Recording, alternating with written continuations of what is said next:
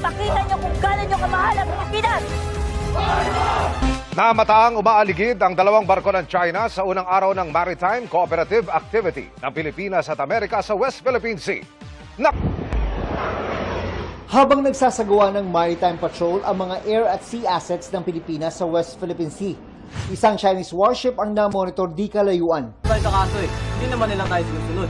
Sisira nila yung mga koros at mga taklobo. Ilang dekada pa yan bago makarecover. Hanggang kailan pa tayo magtitiis? Ito ang exclusive economic zone natin. Atin to!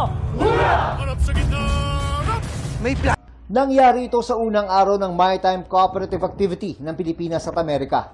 Umabot sa 5 nautical miles ang pinakamalapit na distansya ng People's Liberation Army Navy 5. Tahan ng karagatan! Bakit ba ako umalis sa pamilya natin?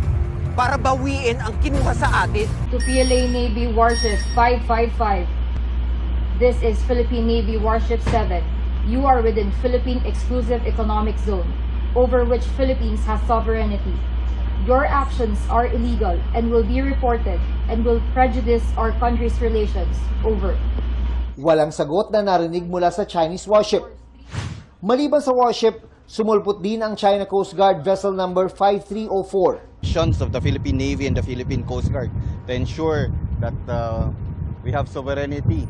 Mula rito sa West Philippine Sea, Para ipagpatuloy ang pangarap ni tatay. Kuya, utang na loob, huwag kang padalos-dalos. Kung hindi tayo lalaban, sino lalaban para sa atin? Lalaban tayo, di ba? Gawin mo ang gusto mo. Gagawin ko ang nararapat para sa bahay na to.